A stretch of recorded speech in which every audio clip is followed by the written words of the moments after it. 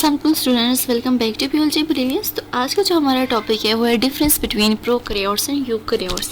आज हम लोग देखेंगे कि जो प्रोकैरियोटिक ऑर्गेनिज्म है या जो प्रोकैरियोटिक सेल है वो यूकैरियोटिक सेल से कैसे डिफर करता है, इनके बीच में कौन से मेजर डिफरेंसेस हैं। तो वो मेजर डिफरेंस जो प्रोकैरियोट और यूकैरियोट्स में एग्जिस्ट करते हैं वो आज हम लोग डिटेल में स्टडी करेंगे। तो स्टार्ट करते हैं आज का लेक्चर। जैसा कि हमें पता है कि प्रोकैरियोटिक ऑर्गेनिज्म भी और यूकैरियोटिक ऑर्गेनिज्म भी किससे मिलकर बने, सेल से मिलकर बने। और आज हम लोग जब प्रोकैरियोटिक सेल और यूकैरियोटिक सेल का डिफरेंस पढ़ेंगे उससे पहले हमें ये जानना बहुत ज़रूरी है कि सेल खुद क्या होता है। तो सेल जो है वो एक लिविंग स्ट्रक्चर होता है। जैसे कि हमने लेवल्स ऑफ क्लासिफिकेशन पढ़े कि एटम बनता है, एटम से मॉलिक्यूल्स बनते हैं, लेकिन जो वो एटम्स और मॉलिक्यूल्स और एलिमेंट्स हम पढ़ते हैं वो सारे के सारे नॉन लिविंग होते हैं। लेकिन जब हम सेल की बात करते हैं तो वो लिविंग आ जाता है। सेल की बात कर ली तो हम बोलेंगे वो ऑर्गेनिज्म लिविंग है। अगर कोई भी ऑर्गेनिज्म है, कोई भी ऑर्गेनिज्म है, उसके वो एटम भी हैं, उसके अंदर बायो मॉलिक्यूल्स भी हैं, लेकिन उसके अंदर सेल नहीं है, तो हम उसको कभी भी नहीं कहेंगे कि वो लिविंग ऑर्गेनिज्म है। तो इसका मतलब लिविंग ऑर्गेनिज्म होने के लिए, जिंदा जानदार होने के लिए बहुत ज़रूरी है कि उस ऑर्गेनिज्म के अंदर सेल हो, चाहे वो बैक्टीरिया हो या चाहे वो ह्यूमन्स हो, एनिमल्स हो, लेकिन उनके अंदर क्या होगा, सेल होगा। तो डेफिनेशन हम देख लेते हैं कि डेफिनेशन क्या होती है। सिंपली हम लोग कहते हैं कि cell is a basic structural and functional unit of all living organism. तो हमें ये डेफिनेशन तो पता है, लेकिन हम क्यों बोलते हैं कि cell is basic structural and functional unit of living organism. हम इसलिए बोलते हैं कि क्योंकि सेल जो है वो हमारी बॉडी के बहुत से प्रोसेस परफॉर्म कर रहा होता है, इसलिए हम सेल को बोलते हैं कि cell is a basic structural and functional unit of living organism, कि वो लिविंग ऑर्गेनिज्म को स्ट्रक्चर देता है और उसकी डिफरेंट फंक्शन परफॉर्म करता है। स्ट्रक्चर कैसे देता है? सेल होगा, लेवल ऑफ क्लासिफिकेशन हमने पढ़े ना, सेल होगा, सेल से क्या बनेंगे, टिश्यूज़ बनेंगे, टिश्यूज़ से ऑर्गन बनेगा, ऑर्गन से ऑर्गन सिस्टम बनेगा और एक बॉडी बनेगी। तो ये पूरा ऑर्गेनिज्म या पूरी बॉडी बनने के लिए सबसे पहला रोल है सेल का। सेल होगा तो वो डिवाइड होकर टिश्यूज़ बनाएगा, फिर वो ऑर्गन बनाएगा, ऑर्गन सिस्टम बनाएगा और फिर एक लिविंग ऑर्गेनिज्म बनाएगा। तो किसी भी लिविंग ऑर्गेनिज्म को बनाने के लिए सेल का बहुत बड़ा रोल है, इसलिए वो क्या है, स्ट्रक्चरल। और फंक्शनल क्यों है? फंक्शनल इसलिए है क्योंकि सेल है तो हमारे अंदर न्यूट्रिशन हो रही है, एक्सक्रीशन हो रही है, रिस्पायरेशन हो रही है, हमारे अंदर कार्डियक साइकिल हो रहा है, हमारा दिल धड़क रहा है। अगर आप ले लें हार्ट की एग्जांपल ले लें तो हार्ट किससे मिलकर बना है? सेल से मिलकर बना है। अगर सेल ही ना होते तो क्या ऑर्गन एक हार्ट होता? अगर हार्ट ना होता तो फिर कोई ऑर्गन सिस्टम होता या कोई ऑर्गेनिज्म होता? बिल्कुल भी नहीं होता। सेल है तो लाइफ एग्जिस्ट कर रही है। और जैसे कि हार्ट की एग्जांपल मैंने बताई कि हार्ट खुद ही तो सिर्फ एक ऑर्गन ही तो पंप नहीं कर रहा होता, वो सेल से मिलकर बना है। सेल है तो वो हार्ट पंप भी कर रहा है, हमारा जो ब्लड है वो भी एक्सचेंज हो रहा है, गैसेस भी एक्सचेंज हो रही है, रिस्पायरेशन, एक्सक्रीशन, न्यूट्रिशन, ये सारे जितने भी प्रोसेस हैं ये किसकी वजह से हो रहे हैं? सेल की। अगर एग्जांपल ले लें न्यूट्रिशन की, तो हम जब खाना लेते हैं तो खाना ग्लूकोज की फॉर्म में सबसे पहले जाता है सेल के अंदर। सेल के अंदर उसकी साइटोप्लाज्म के अंदर जाके ब्रेक डाउन होती है, फिर वो हमें एनर्जी देता है। तो हर एक प्रोसेस के लिए सेल बहुत ही ज़्यादा ज़रूरी है, इसलिए इसको फंक्शनल भी बोलते हैं। तो देखा जाए तो माइक्रोस्कोपिक लेवल बैक्टीरिया से लिविंग, बड़े से बड़ा लिविंग ऑर्गेनिज्म किससे मिलकर बना होगा? सेल से। और अगर सेल का उसका अपना मतलब जान ले तो सेल एक लैटिन वर्ड है जिसका मतलब है स्मॉल रूम, जिसको डिस्कवर किया था रॉबर्ट हुक, एक इंग्लिश नेचुरल फिलोसफर थे जिन्होंने 1665 के अंदर सेल को डिस्कवर किया था। तो नेक्स्ट जो हमारा मेजर टॉपिक है प्रोकैरियोट एंड यूकैरियोट्स, कि प्रोकैरियोट जो हैं वो यूकैरियोट से कैसे डिफर करते हैं, इनके सेल में कैसी ऐसी चेंजिंग है जो प्रोकैरियोट को यूकैरियोट के साथ डिफर करती है। तो सबसे पहले प्रोकैरियोट्स का जो वर्ड है उसका मीनिंग देख लेते हैं कि जो प्रोकैरियोट है वो एक ग्रीक वर्ड है जिसके अंदर प्रो का मतलब होता है बिफोर और फॉल्स, कैरियन का मतलब होता है न्यूक्लियस। तो प्रो मीन्स बिफोर, तो बिफोर से हम लोग को ये अंदाज़ा लगा लेना चाहिए कि इसके बाद कोई चीज़ आएगी। तो प्रोकैरियोट्स के बाद जो चीज़ आई थी वो यूकैरियोट्स थे। इसका मतलब इस दुनिया पे सबसे पहले जो ज़िंदगी एग्जिस्ट करती थी, लाइफ एग्जिस्ट करती थी, वो प्रोकैरियोट्स थे। वो ऐसे ऑर्गेनिज्म थे जिनके अंदर न्यूक्लियस नहीं था। जैसे कि एवोल्यूशन कहती है, साइंटिस्ट ये कहते हैं कि इस दुनिया पे सबसे पहले कोई लिविंग ऑर्गेनिज्म नहीं था। जब एक बिग बैंग थ्योरी उन्होंने दी कि बहुत बड़ा धमाका हुआ था, तो सारे ग्लेशियर्स मेल्ट हुए थे, वाटर बना था, और वाटर के अंदर जो जानदार आए थे, लिविंग ऑर्गेनिज्म आए थे, वो प्रोकैरियोट्स थे। वो यूनिसेलुलर थे, एक सेल से मिलकर बने थे, और प्रोकैरियोट्स थे कि उनके अंदर न्यूक्लियस नहीं था। प्रो का मतलब फॉल्स, कैरियोट्स का मतलब न्यूक्लियस, कि उनके अंदर फॉल्स न्यूक्लियस या न्यूक्लियस था ही नहीं, न्यूक्लियस उनके अंदर बिल्कुल भी नहीं था। और बिफोर का मतलब कि वो यूकैरियोट से पहले आए थे। तो साइंटिस्ट के मुताबिक इस दुनिया में जितने भी ऑर्गेनिज्म आए थे वो पहले क्या थे, प्रोकैरियोट से, फिर उनसे आगे लाइफ जनरेट हुई है, लाइफ इवॉल्व हुई है। लेकिन हम जैसे कि मुस्लिम्स हैं तो हम नहीं मानते कि एवोल्यूशन है, हम लोग इसी रूप में आए थे, हम लोग किसी भी यूनिसेलुलर बैक्टीरिया से इवॉल्व नहीं हुए। ठीक है, तो साइंटिस्ट के कॉन्सेप्ट के मुताबिक हम लोग साइंस पढ़ते हैं।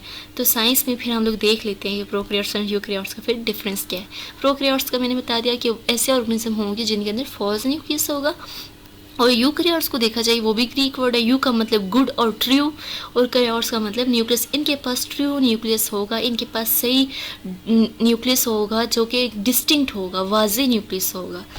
प्रोकैरियोट्स की बात की जाए तो उनके पास मेम्ब्रेन बाउंडेड ऑर्गेनेलिस भी नहीं होती, न्यूक्लियस भी नहीं होता। मेम्ब्रेन बाउंडेड ऑर्गेनेलिस वो ऑर्गेनेलिस होती हैं जिनके ऊपर डबल मेम्ब्रेन होती है। ऑर्गेनेलिस बहुत सी होती हैं, जैसे कि mitochondria, cytoplasm, endoplasmic reticulum, lysosome, plastid, chloroplast. Cell के अंदर जितने भी ऑर्गेनेलिस हैं, लिटिल ऑर्गेनेलिस बोलते हैं, लिटिल ऑर्गन, छोटी छोटी ऑर्गेनेलिस हैं जो कि बहुत ही बड़े बड़े फंक्शन परफॉर्म करती हैं, उनको बोलते हैं ऑर्गेनेलिस। तो प्रोकैरियोट्स के अंदर मेम्ब्रेन बाउंडेड ऑर्गेनेलिस नहीं होती जिनके ऊपर डबल मेम्ब्रेन होती है, और न्यूक्लियस भी नहीं होता। लेकिन यूकैरियोट्स के अंदर मेम्ब्रेन बाउंडेड ऑर्गेनेलिस भी होती हैं और न्यूक्लियस भी होता है। और अगर प्रोकैरियोट्स की बात की जाए तो नॉन मेम्ब्रेन बाउंडेड ऑर्गेनेलिस होती हैं, वो ऑर्गेनेलिस जिनके ऊपर डबल मेम्ब्रेन नहीं होती, वो ऑर्गेनेलिस प्रेजेंट होती हैं प्रोकैरियोट्स के अंदर, जैसे कि प्लाज्मिड एंड राइबोसोम्स। ये ऑर्गेनेलिस यूकैरियोट्स के अंदर भी होती हैं, लेकिन ये ऑर्गेनेलिस वो हैं जिनके ऊपर मेम्ब्रेन नहीं होती है, तो ये प्रोकैरियोट्स के अंदर भी होती हैं, जो कि प्लाज्मिड है और दूसरी राइबोसोम है। ये चीज़ यहाँ पे आपने लाजमी याद रखनी है कि प्रोकैरियोट्स के अंदर कौन सी ऑर्गेनेलिस होती हैं। सारी जितनी भी मेम्ब्रेन बाउंडेड ऑर्गेनेलिस बहुत ज़्यादा हैं, बहुत ज़्यादा, वो उनमें से एक भी नहीं होती, सिर्फ और सिर्फ दो ऑर्गेनेलिस होती हैं, या तो प्लाज्मिड होता है और दूसरा राइबोसोम्स होते हैं। उसके बाद जब जो नेक्स्ट डिफरेंस है वो देख लेते हैं कि जो प्रोकैरियोटिक सेल है बहुत छोटा है और बहुत सिंपलर है। तो ये तो एक कॉमन सेंस की बात है कि अगर उसके अंदर ऑर्गेनेलिस ही नहीं है जिन्होंने बहुत जगह घेरी होती है तो इनका सेल बहुत ही सिंपल होगा और बहुत छोटा होगा। लेकिन यूकैरियोट्स के अंदर बहुत ऑर्गेनेलिस होती हैं, इसको तो बहुत बड़े बड़े फंक्शंस परफॉर्म करने हैं, तो इसका जो होगा मोर कॉम्प्लेक्स होगा, बड़ा होगा, प्रोकैरियोट से सेल इसका बड़ा होगा। एक और मेजर डिफरेंस है राइबोसोम का। तो जैसे कि मैंने अभी बताया कि प्रोकैरियोट्स के अंदर भी राइबोसोम होंगी, तो प्रोकैरियोट्स के अंदर जो राइबोसोम होंगी वो छोटी होंगी और वो 70 सब यूनिट से मिलकर बने होंगे। लेकिन जो यूकैरियोट्स के अंदर राइबोसोम होंगी वो बड़ी होंगी और 80 सब यूनिट से मिलकर बने होंगे। राइबोसोम्स एक ऑर्गेनेली है जिसका काम होता है कि वो प्रोटीन बनाए। सेल वॉल की बात की जाए तो सेल वॉल जो प्रोकैरियोट्स की होती है वो बहुत कॉम्प्लेक्स होती है, बहुत सी चीज़ों से मिलकर बनी होती है, जैसे कि पेप्टिडोग्लाइकेन। पेप्टिडोग्लाइकेन एक कार्बोहाइड्रेट है जिससे सेल वॉल मिलकर बनी होती है प्रोकैरियोट्स की। लेकिन अगर हम लोग यूकैरियोट्स की बात करें तो यूकैरियोट्स की जो सेल वॉल होती है वो किससे मिलकर बनी होती है, सेलुलोज या काइटिन से। जैसे कि हमें पता है एनिमल्स की बात करें तो एनिमल्स के पास सेल वॉल नहीं होती, सिर्फ और सिर्फ सेल मेम्ब्रेन होती है। तो सेल वॉल जो है प्लांट्स या फंजाई की, प्लांट्स की जो मिलकर बनी होती है वो सेलुलोज से, और जो फंजाई की होती है वो काइटिन से मिलकर बनी होती है।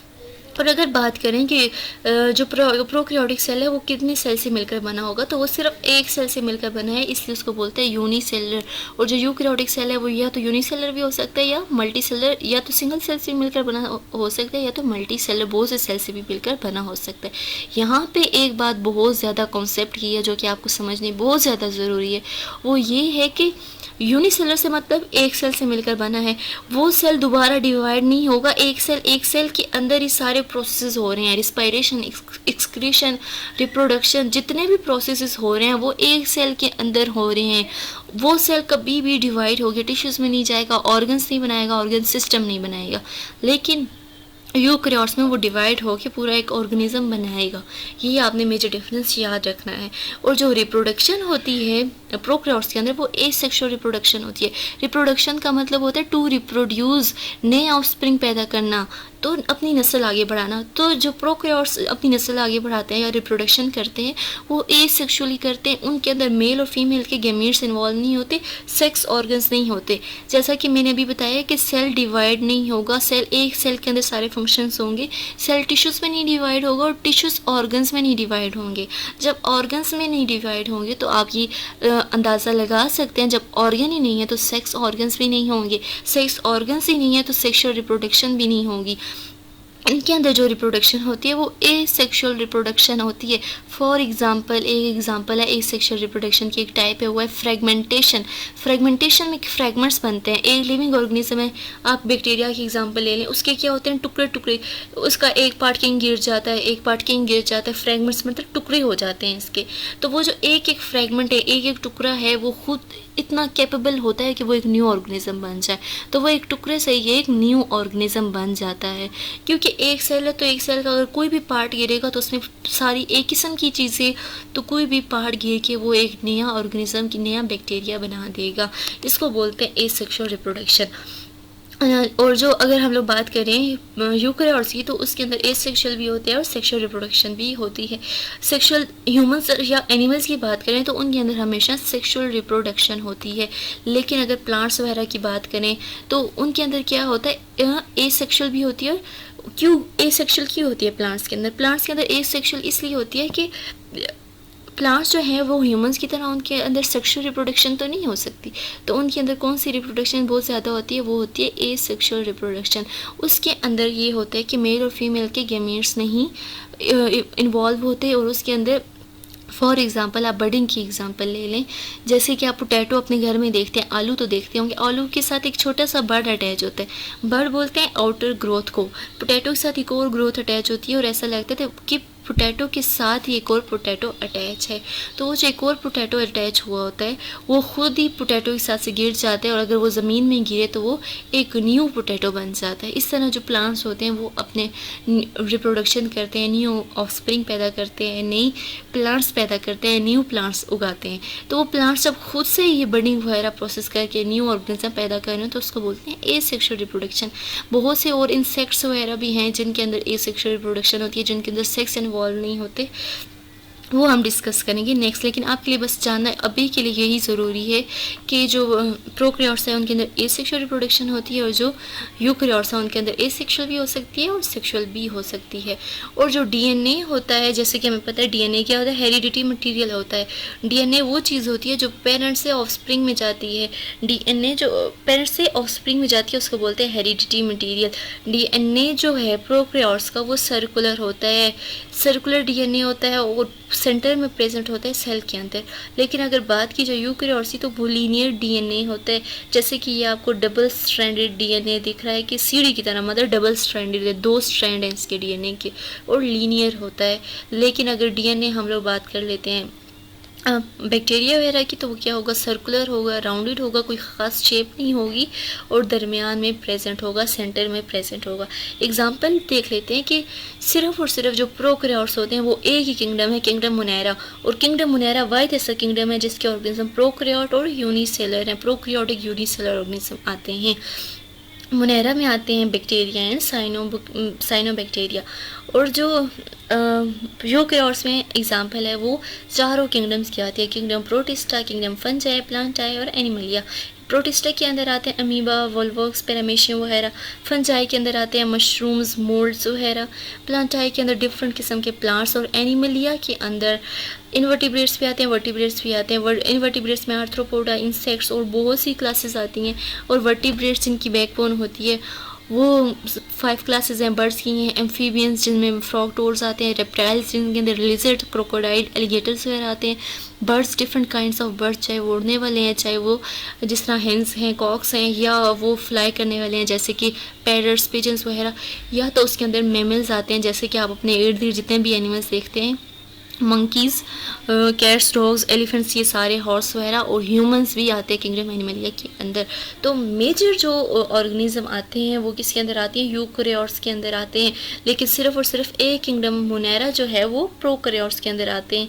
तो ये मेजर डिफरेंस आपने याद रखने हैं। अगर आपको किंगडम मोनेरा ये किंगडम्स की समझ नहीं आई हुई है तो मैं लेक्चर शेयर कर दूँगी डिस्क्रिप्शन के अंदर 5 किंगडम सिस्टम का, जिससे आपको क्लियरली समझ में आ जाएगा। तो सेल का डिफरेंस देख लेते हैं कि जिस तरह मैंने बताया प्रोकैरियोट्स का जो सेल है वो एक ही सेल होगा, और जिस पूरे के पूरे सेल को जो आउटर कवरिंग है उसको कैप्सूल बोलते हैं, और जो आउटर मेम्ब्रेन होगी वो सेल वॉल होगी, और इनर मेम्ब्रेन जो होगी प्लाज्मा मेम्ब्रेन होगी। इसके अंदर जो न्यूक्लियस नहीं होता, लेकिन न्यूक्लियस का जो न्यूक्लियोइड होता है उसका छोटा सा पोर्शन होता है जिसके अंदर डीएनए होता है। इसके आउटर मोस्ट स्ट्रक्चर पाइलस भी बोलते हैं या सीलिया भी बोलते हैं, जो आउटर मोस्ट स्ट्रक्चर प्रेजेंट होते हैं। साइटोप्लाज्म, जितना भी फ्लूइड प्रेजेंट होता है इसके अंदर उसको बोलते हैं साइटोप्लाज्म। और सिर्फ एक ऑर्गेनेली प्रेजेंट है, राइबोसोम्स, और ग्रीन कलर है, इसका मतलब इसके अंदर प्लास्टिड्स भी प्रेजेंट हैं। और एक ये जो फ्लैजिलम है, ये जो एक सीलिया बहुत सारे होते हैं, इनमें आपने कंफ्यूज नहीं होता है। सेल के ऊपर जितने भी छोटे छोटे थ्रेड लाइक या हेयर लाइक स्ट्रक्चर्स होते हैं उनको बोलते हैं सीलिया। लेकिन जो एक ही बहुत बड़ा हेयर लाइक स्ट्रक्चर होता है, एक होता है या दो होता है, उसको बोलते हैं फ्लैजिला। फ्लैजिला इनकी मूवमेंट में हेल्प करता है, इनके पार्ट्स की मूवमेंट में हेल्प करता है। अगर हम यूकैरियोट्स की सेल की बात करें, यहाँ पे मैंने एनिमल सेल की पिक डाली है, तो इनके अंदर सारी की सारी ऑर्गेनेल्स भी होंगी। इनके अंदर डीएनए होगा, लेकिन डीएनए कैसा होगा? लीनियर होगा। सेल मेम्ब्रेन होगी। एनिमल की बात किया तो एनिमल के अंदर क्या होगा? प्लाज्मा मेम्ब्रेन होगी, सेल मेम्ब्रेन होगी, सेल वॉल नहीं है इनके अंदर। साइटोप्लाज्म फ्लूइड होगा, न्यूक्लियस होगा, इनके अंदर मेजर डिफरेंट न्यूक्लियस होगा, और ऑर्गेनेल्स होंगी, और डीएनए जो होगा वो लीनियर होगा, डबल स्ट्रैंडेड होगा, लीनियर होगा। ठीक है, ये मेजर डिफरेंसेस आपने याद रखने हैं। तो यहीं तक था आज का लेक्चर। उम्मीद करती हूँ आपको सब कुछ समझ में आया होगा। कुछ चीज़ ना समझ में आए तो कमेंट ज़रूर करें। कुछ भी आपको टर्म पूछनी है बायोलॉजी की, कुछ भी बायोलॉजी रिलेटेड कोई क्वेश्चन है तो कमेंट में ज़रूर बताएं, ज़रूर मैं उसका रिप्लाई करूँगी, आपको उसकी बिल्कुल समझ में आ जाएगी। तो फिर मिलते रहेंगे। अपना बहुत ज़्यादा ख्याल रखिएगा। अल्लाह हाफिज़।